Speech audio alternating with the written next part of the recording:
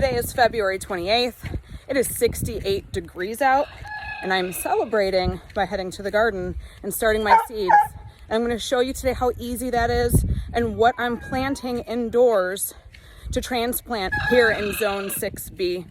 This IBC tote was used last year to grow our sweet potatoes, and after harvesting, we did amend the soil. So I'm going to pull from this bed today.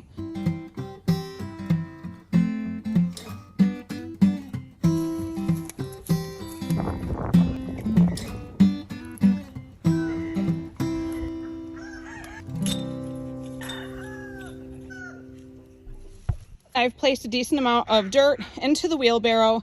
That way I can sift through, get the rocks, the sticks, any worms out and back into the IBC tote. If I don't use all of this soil, I can just dump it right back.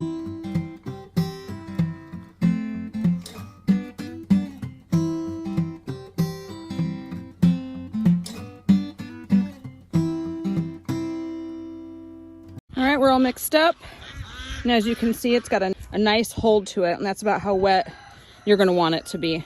I have prepped my tomato cups. I'm not even going to bother putting them in the tiny cells because having to transplant them from the tiny cells to a cup before transplanting them outside is just a lot of extra wear and tear on their roots.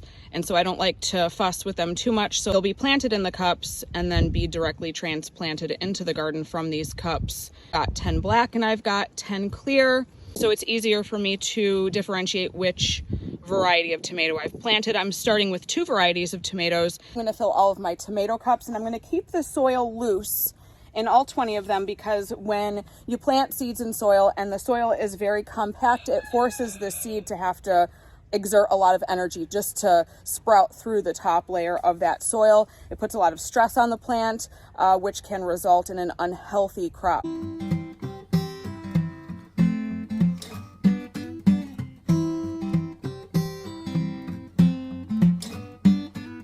I've prepped another tray of 10 cups, and it's going to be for green peppers.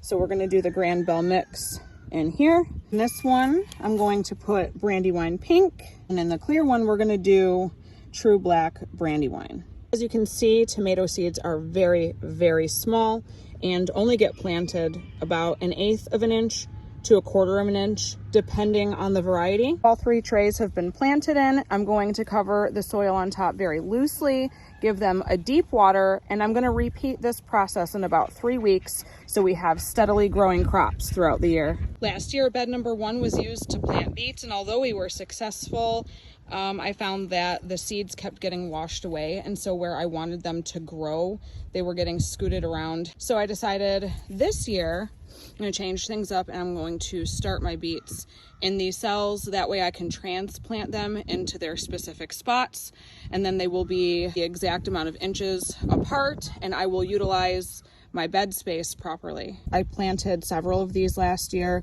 and I loved the flavor of the leaves, and the beets grew really big. So we're going to go ahead and get these planted, and that's going to be about it for today. Thanks for joining me. I hope watching me plant helped if you had any concerns or if you felt like you couldn't do this. Gardening is a huge learning curve. I am 8 years in, and I am still learning what works and what doesn't work, especially for your specific zone. So if you have any questions, drop them in the comments below. I'm happy to help, and happy gardening.